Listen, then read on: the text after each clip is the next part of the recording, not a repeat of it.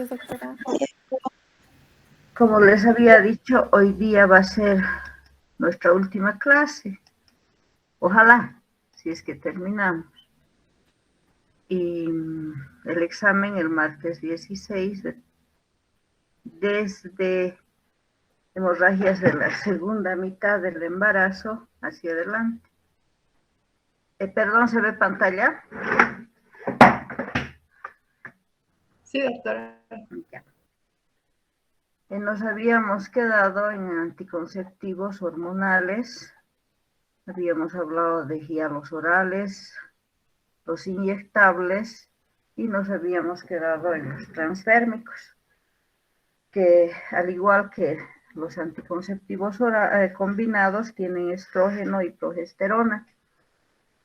Como ven en la imagen, se puede colocar en diferentes partes del organismo y se coloca una vez por semana.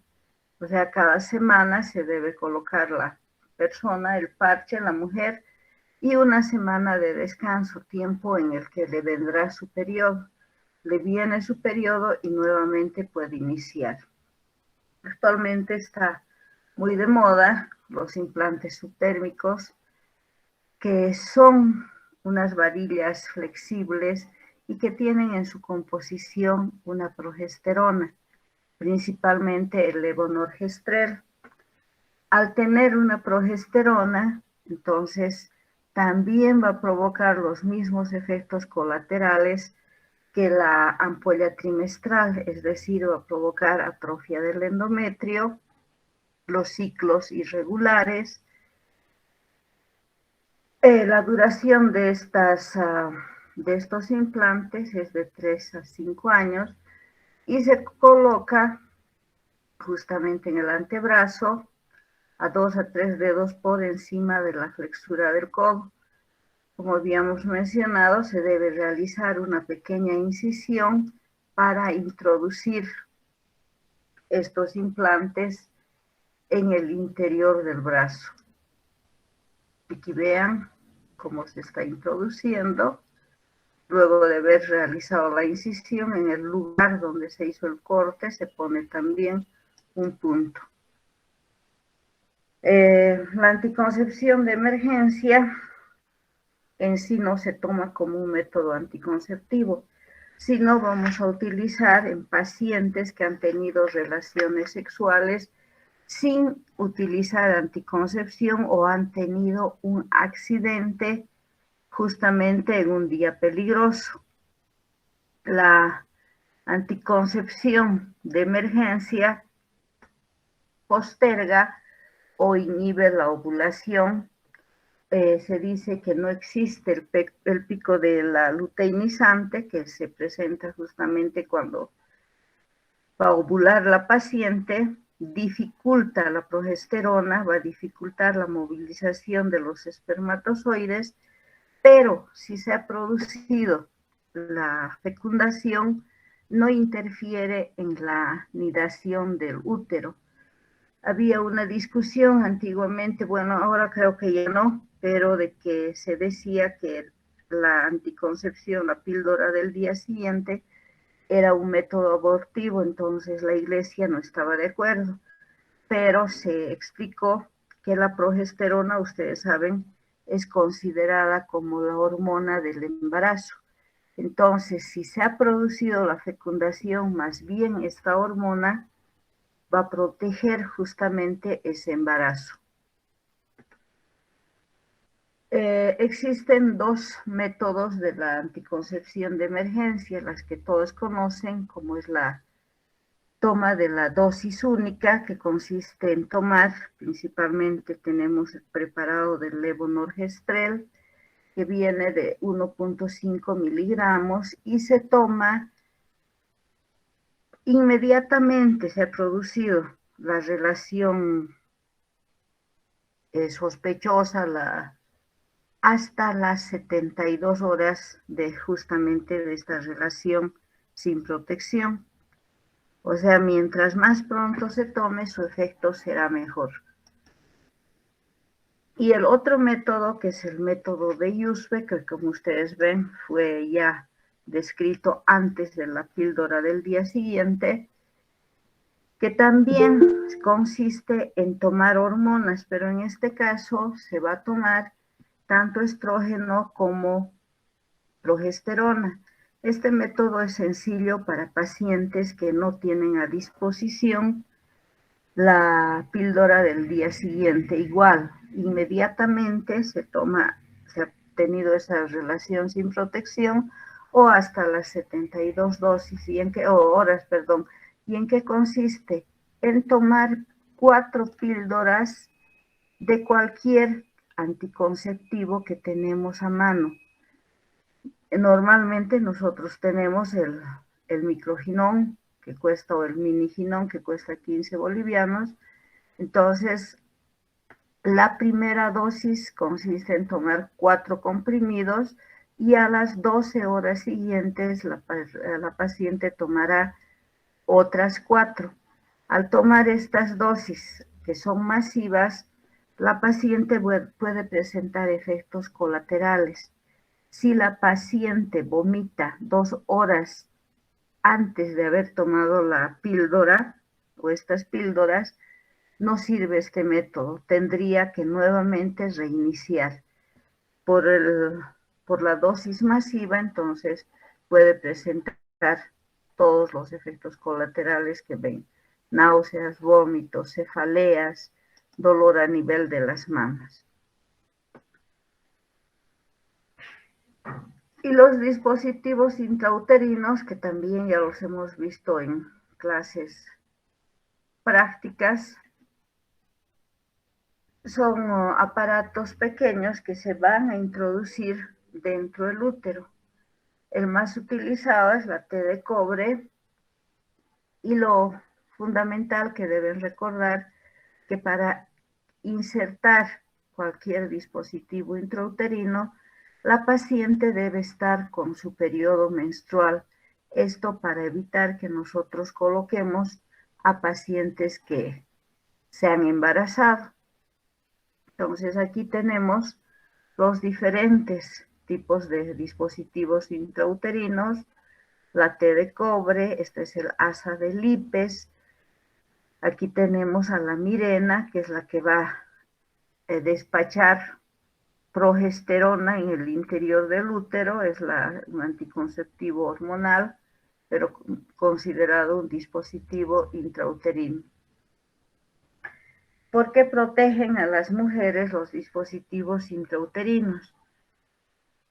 Van a producir, al ser un agente extraño al organismo, un proceso inflamatorio. Estos, sobre todo la T de cobre, habíamos mencionado que tienen sus brazos y en la parte longitudinal presentan cobre, y estos tienen una acción también inflamatoria y van a enlentecer el movimiento de los espermatozoides.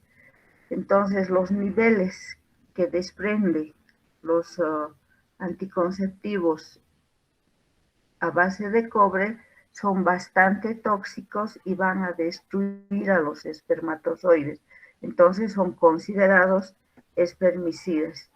Aquí tienen la T de cobre. La T de cobre justamente lleva este nombre por el aspecto de T, ¿no? La ventaja de la T de cobre, que es un método seguro, cómodo, que puede la paciente estar con esta T de cobre hasta 10 años. La gran ventaja es que se puede retirar el momento que desee la paciente y no interfiere para nada en las relaciones sexuales. Las ventajas o desventajas: que siempre debe ser colocada por un personal calificado, a veces produce dolor, y el aumento del sangrado menstrual. Habíamos mencionado que puede el sangrado aumentar incluso una semana, y en cantidad también la paciente, si se ponía o cambiaba 3 paños, puede utilizar hasta 6 o 7 paños. No protege de las enfermedades de transmisión sexual, y por ser un método que nos va a producir inflamación dentro del endometrio, también puede producir o provocar embarazos ectópicos. Justamente por esta causa les había mencionado que su uso no está recomendado en pacientes que nunca han tenido hijos. Se puede colocar, sí, pero lo ideal es aconsejar y decir que utilicen otro método para evitar justamente que queden estériles. El modo de colocar que ya hemos visto en práctica, vamos a hacer una asepsia. Primero vamos a tomar el labio anterior del cuello uterino, vamos a medir la longitud del útero con el histerómetro y si el útero mide más de 6.5 centímetros, recién nosotros podemos introducir la T de cobre. Como viene la T de cobre en su sobre, como vamos a nosotros preparar nuestra T de cobre, los brazos debemos siempre introducirlos en la cánula y de este modo nuestro aparato está listo para introducirlo, perdón. El dispositivo con progestágeno es conocido con el nombre de Mirena y contiene en su interior 72 miligramos de levonorgestrel. Se dice que este dispositivo libera 20 microgramos de esta hormona cada día. Y este dispositivo, Mirena, tiene una duración de 5 años. En 5 años se nos va a terminar estos 72 miligramos de levonorgestrel. Entonces, al igual que los progestágenos, va a provocar amenorrea, hipomenorrea o sangrados irregulares. El progestágeno entonces nos va a inhibir la liberación de la hormona luteinizante y nos va a provocar o va a hacer que el moco sea hostil, denso, que va a evitar el ingreso de los espermatozoides. Para la colocación tiene igual un aparatito especial y se coloca del mismo modo que se ha colocado la T de cobre. Y los métodos definitivos en sí son procedimientos quirúrgicos que vamos a realizar tanto en el hombre o en la mujer. Hay parejas que son solidarias y al mismo tiempo que se hace la mujer la salpingoclasia, el hombre se hace la vasectomía. Su eficacia es del 99.5%. Vean que ningún método nos da una eficacia del 100%, a pesar de haberse ligado, la mujer puede en algún momento embarazarse. ¿Cuáles son las indicaciones para los métodos anticonceptivos definitivos? En primer lugar, que la paciente tenga la paridad o fertilidad satisfecha. Esto ya dependerá de cada paciente. Para una paciente puede ser que un hijo ya sea suficiente. Para otra paciente puede ser que 5 sean suficientes. Entonces, esto dependerá de cada paciente. Pero nosotros, por razones obvias, siempre debemos recomendar que para este método, por lo menos tengan 2 hijos. Ustedes saben que la vida nos da muchos tropiezos y puede nuestra paciente por algún motivo perder un hijo. Entonces, si solamente tenía uno, se va a quedar sin la posibilidad de tener otro hijo. Entonces, siempre es bueno que nosotros orientemos en este caso, que si se liga ya no vuelve a embarazarse. Está indicado en razones médicas donde corre la vida la mujer cuando se embaraza. Entonces, ahí podemos ligar, o en pacientes que tienen un retardo psicomotriz. Estas pacientes generalmente ustedes las van a ver deambulando en las calles y son las principales que son dejadas por los hombres, ¿no? Ahí es donde se producen las violaciones y estas mujercitas están caminando con sus hijos 2, 3, 4 hijos. Entonces, en estos casos, nosotros ligaremos independiente también de la edad. Al ser una cirugía que nosotros debemos abrir el abdomen o entrar dentro del abdomen, entonces no vamos a operar o no vamos a realizar esta ligadura si es que tiene cualquier proceso séptico. Primero curaremos el foco y después recién haremos la cirugía para evitar diseminar la infección. En pacientes, en varones, no se hará en casos de que tengan criptorquídea, alguna cirugía testicular o nuestro paciente sea impotente. ¿En qué se consiste la salpingoclasia? El método que se utiliza es el método de Pomeroy y como ustedes saben es la ligadura de las trompas que primeramente se corta y posteriormente se las vuelve a unir. De 1000 pacientes se pueden embarazar 3. Aquí vemos una imagen, se está cogiendo con una pinza aro la trompa de falopio. En medio de esta se va a introducir la tijera y se va a seccionar la trompa. Una vez seccionada la trompa, nosotros vamos a anudarla, pero ya nuestra trompa está cortada. Parecería que cuando decimos ligadura simplemente vamos a proceder a amarrarlas, pero aquí es sección y posteriormente el volverlas a unir mediante los nudos.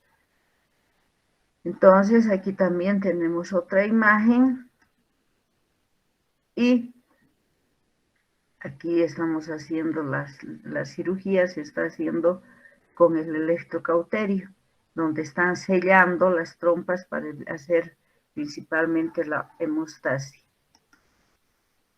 Imágenes de nuestra salpingoclasia y la vasectomía, que ustedes saben es la ligadura de los conductos deferentes. Siempre la precaución importante, indicar que el hombre va a seguir emitiendo en el semen espermatozoides hasta por lo menos 20 eyaculaciones. Entonces, o en tiempo se considera 2 a 3 meses.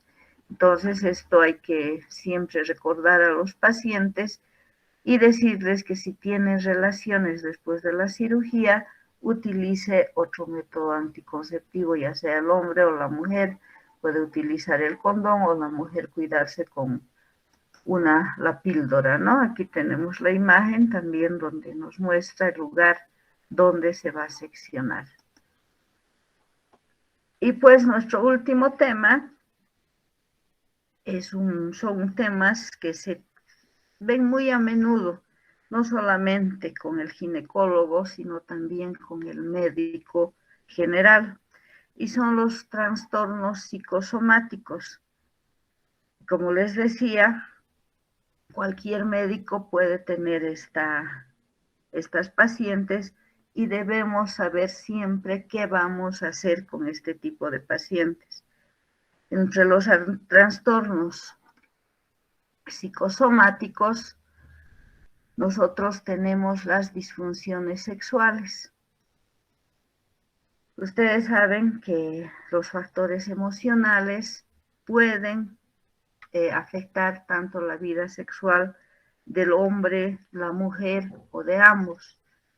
Entonces, estos trastornos psicosomáticos nos pueden llevar a que la mujer deje de tener ese apetito sexual o no quiera tener las relaciones sexuales.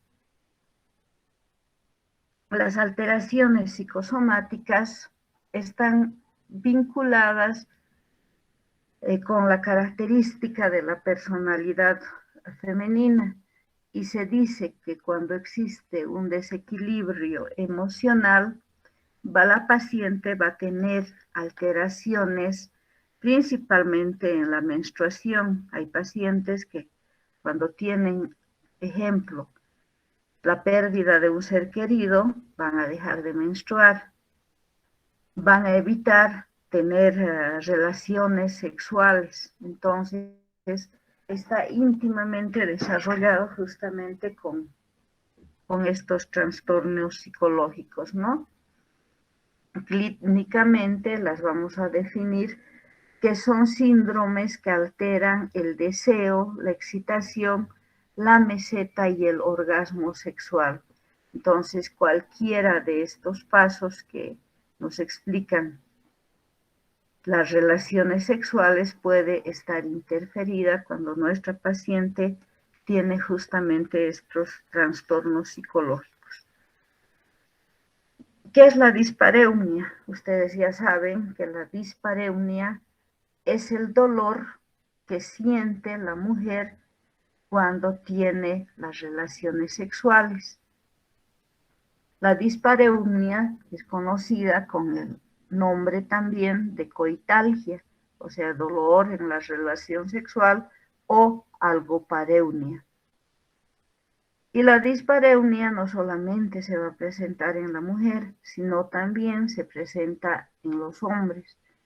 A veces los hombres acuden a la consulta justamente porque tienen dolor en las relaciones sexuales y hay que buscar la causa. Puede ser una causa orgánica o puede ser una causa psicológica.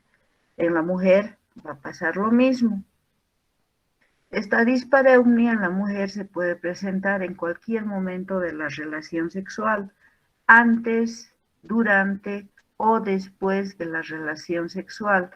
Y vamos a encontrar las causas orgánicas como son la rigidez himeneal. A veces el himen no se rompe o a veces ese himen es complaciente y permite las relaciones sexuales, pero en algunos casos este himen es rígido, por lo que en cada relación sexual la paciente va a tener dolores. Un poco de desarrollo de la región vulvovaginal que no ha llegado a completar el desarrollo normal, entonces también va a provocar el dolor, y en el climaterio sobre todo se va a presentar en pacientes que alrededor de los 40 años, donde los estrógenos van disminuyendo y la vagina se torna seca. Entonces la relación es dolorosa. ¿Cómo clasificamos a la dispareunia? De acuerdo al momento de su aparición, la clasificamos en primaria y secundaria. Primaria, cuando desde el primer momento que ha tenido la relación sexual, la paciente siente dolor. Secundaria, cuando la paciente ya tenía relaciones sexuales, pero luego de tener relaciones sexuales empieza a sentir dolor. Aquí generalmente ya tenemos que investigar si las causas son orgánicas o son psicosomáticas. De acuerdo al momento que aparece el dolor, entonces tenemos generalizado si el dolor ocurre en cualquier momento de la relación, y generalmente se ocurre cuando en cualquier momento de la relación sexual, y se dice que, se me ha ido el término, duele también otras regiones del cuerpo. Y situacional, cuando la paciente tiene dolor, cuando existe diferentes posiciones en la relación sexual, cuando existe poco estímulo o cuando ha cambiado de pareja, ¿no? Entonces, en estos casos, nosotros deberemos investigar el momento y la causa por la que cree que le duele.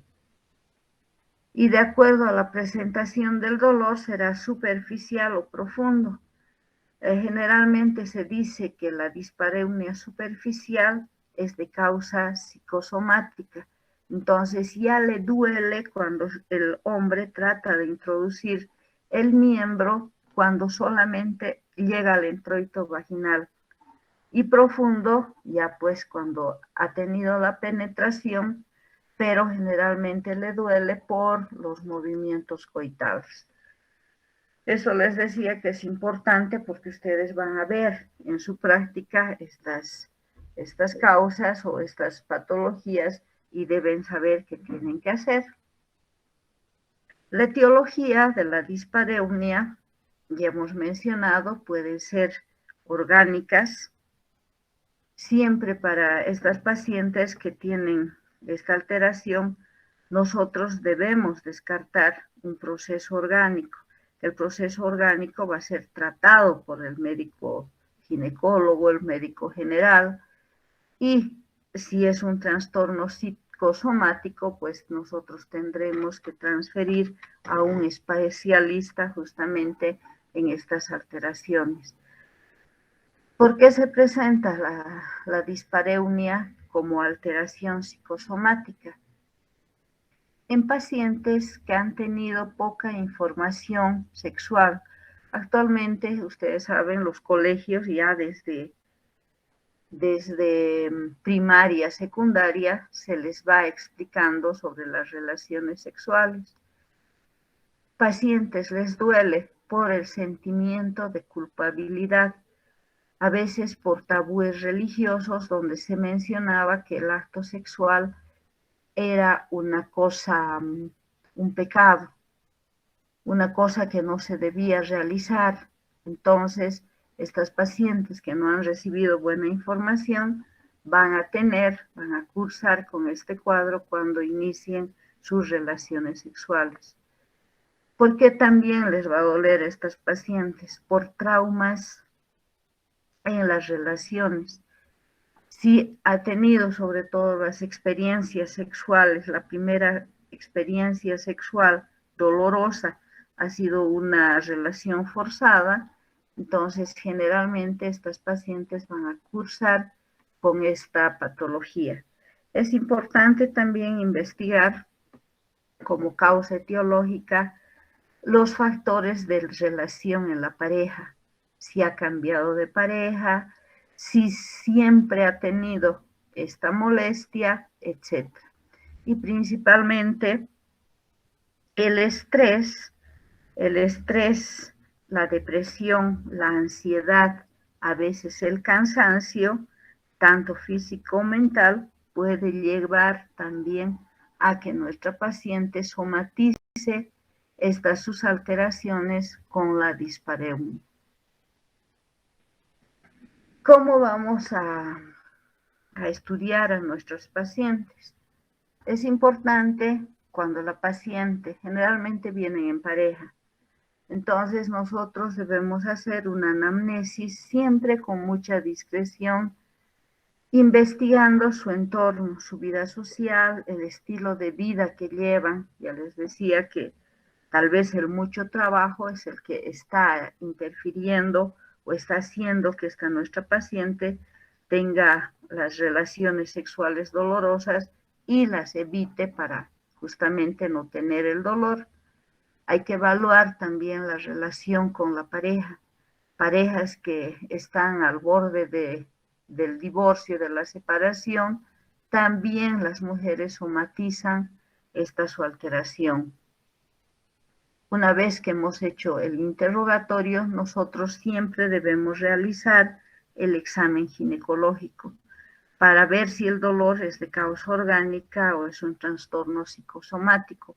Pero previo, nosotros le indicaremos a la paciente, le mostraremos el espéculo que vamos a utilizar. Tenemos que utilizar el espéculo más delgado, más pequeño, para justamente explorar los genitales, ¿no? Cuando nosotros realizamos el examen con espéculo, vamos a ver si la paciente contrae la musculatura perineal. Es como una defensa que va a realizar como si estuviera evitando el tener el acto sexual.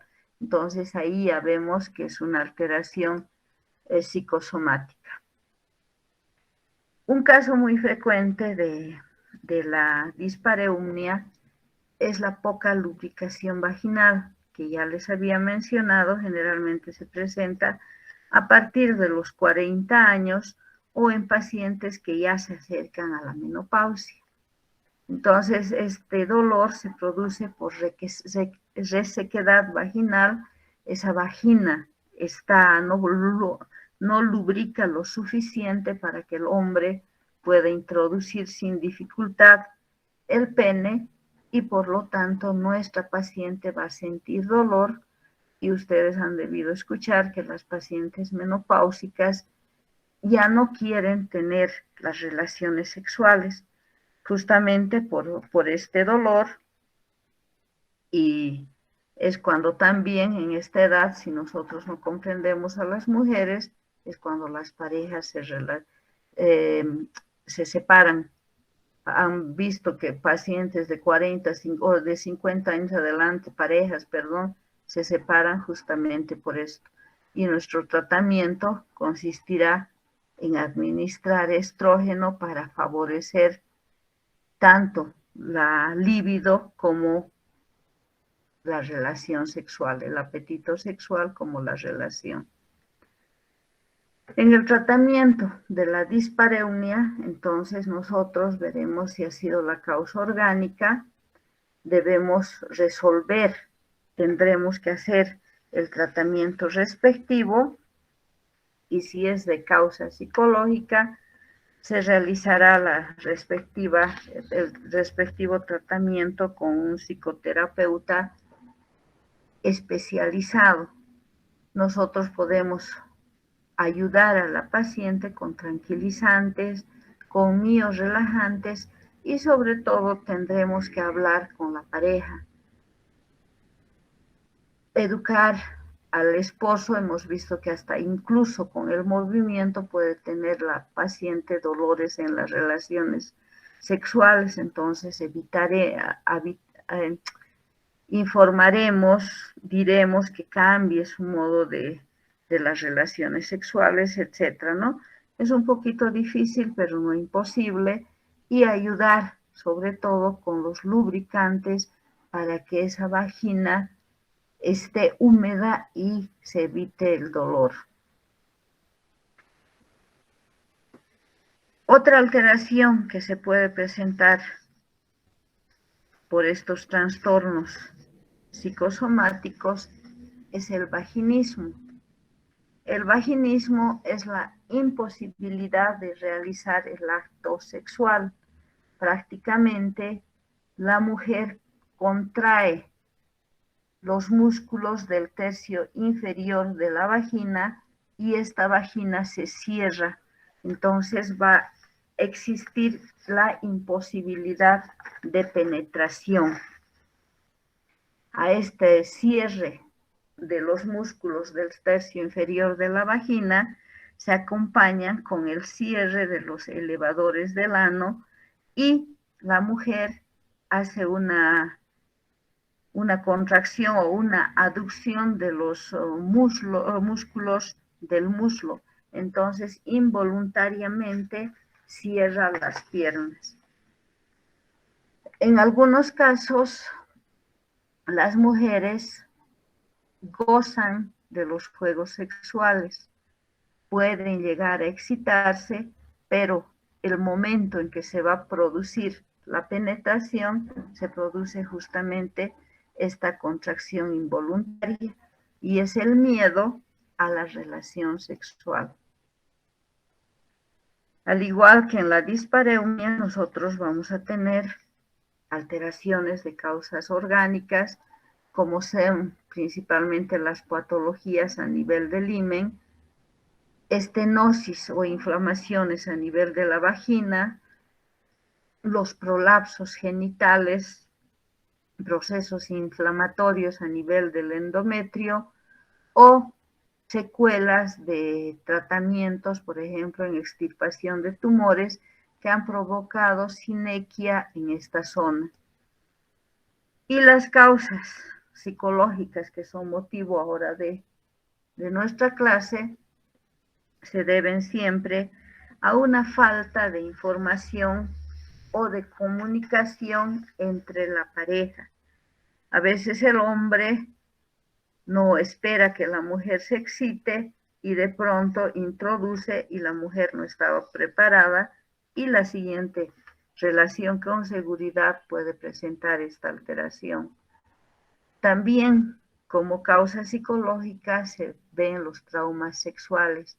Pacientes que han sufrido abusos sexuales, violaciones, una vez que se casan, pueden presentar esta alteración.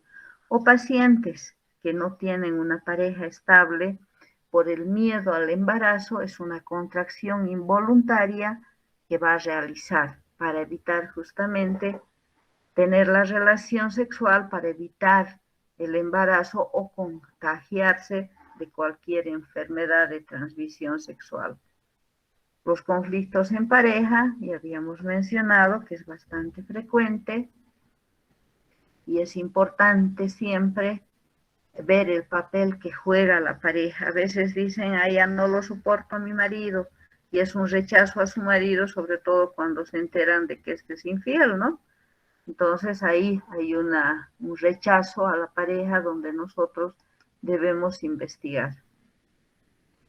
El tratamiento, el orgánico, nosotros, de acuerdo a la etiología que ha provocado, entonces nosotros haremos nuestro tratamiento respectivo y si ha sido o es un factor psicosomático, entonces enviaremos siempre a nuestro especialista. Podemos ayudar mediante los ejercicios de relajación, los ejercicios de Kegel. Ustedes saben, estos ejercicios los hacemos para la incontinencia urinaria o el prolapso de la vejiga, donde decimos que tiene que contraer los músculos y luego relajarlos. Entonces, cuando la paciente tenga las relaciones sexuales, ya va a estar más relajada. A veces cuando este vaginismo, la contracción de la vagina, es muy frecuente, incluso se hace la inmunoterapia. Y otra causa muy frecuente de trastorno psicosomático es la frigidez femenina, que ustedes han debido escuchar, sobre todo en pacientes que ya se encuentran cerca a la menopausia, aunque también se ha visto que es frecuente en pacientes jóvenes. La frigidez femenina es la condición en la que la mujer no tiene deseo sexual, no tiene ese apetito sexual o no puede tener ningún tipo de placer, satisfacción en las relaciones sexuales. Se dice que es la forma más frecuente de impotencia sexual y las razones principales son de naturaleza psicológica. Esta frigidez puede llevar a la separación de las parejas, por eso que es importante nuestro accionar. ¿Qué causa la frigidez en la mujer? Ya hemos mencionado que el exceso de trabajo, el agotamiento de la mujer, la depresión, la ansiedad, incluso los factores económicos pueden llevar a la paciente a este estado. Se ha visto que también enfermedades, ejemplo, la diabetes, la sequedad vaginal, la esclerosis, las infecciones de transmisión sexual son otra causa. Las fuertes creencias religiosas, que habíamos dicho que antes se decía que si no te casas, entonces estás cometiendo un pecado grave que te vas a ir al infierno, ¿no? Entonces hay familias que siguen metiendo esas cosas a sus niñas y la paciente puede cursar con cualquiera de los cuadros que ya hemos visto anteriormente. Y se dice que principalmente la frigidez se debe al hombre, que el culpable de que su mujer no tenga ese apetito sexual es el hombre. Entonces es un tratamiento que nosotros debemos hacer en pareja. Generalmente los hombres no, en este caso, se excitan, eyaculan sin esperar que su mujer haya llegado a estimularse, ¿no? Entonces es importante siempre ver la relación de la pareja. Y el tratamiento será pues investigar cuál es la causa que está motivando esta alteración y en cada caso el tratamiento es diferente. Es importante que la pareja en estos casos de frigidez visite a un especialista en tratamiento sexual. El tratamiento psicoterapéutico es importante para resolver el problema. Siempre nosotros, estos tres son los principales temas que nosotros vamos a investigar en las parejas que tienen problemas en las relaciones sexuales para ver si la causa que está motivando es psicológica o es orgánica, para que así nosotros demos a la pareja una vida sexual placentera, ¿no? Que es lo que quiere cada pareja. Eso es todo, chicos, lo que es de ginecología y obstetricia. Con esto hemos terminado nuestro tema o nuestros temas y nuestras clases teóricas han concluido. Nos vemos el 16 de noviembre. Creo que nuestro examen va a ser a las 7 de la mañana. No tienen ningún problema, ¿no? Ustedes en tener a las 7 de la mañana.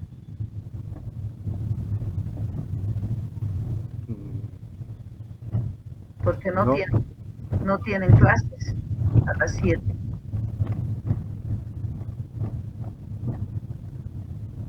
¿Cómo es, Doctora, chico? una consulta. Sí. Si el caso fuera un problema psicológico, ¿tiene que ser derivado a un psiquiatra o a un psicólogo? Aún igual. Antes al psiquiatra se decía que solamente va a tratar a los locos, ¿no? Entonces ahora se ve que todos tenemos trastornos psicológicos y puede ser tratado por un especialista, pero no cualquier psiquiatra va a tratar estos temas, ¿no? Entonces puede ser tratado por cualquiera de los dos, no hay ningún problema. Y si es por ambos, mejor. Gracias, doctor. Bueno, chicos, no tienen problemas entonces con el examen a las 7 de la mañana. Bueno, si no responden, quiere decir que no hay problema. Nos vemos entonces el 16 y ya no van a madrugar, chicos, que les vaya bien. Nos vemos en el examen. Gracias, doctora, gracias por sus clases. A ustedes. Gracias, doctora. Hasta luego. Hola, doctora. Chao. ¿Desde dónde va a ser el examen, doctora? Disculpe. Desde hemorragias de la segunda mitad del embarazo hacia adelante. Todo tienen en plataforma. Ya, doctora, gracias. Listo, chao, chao.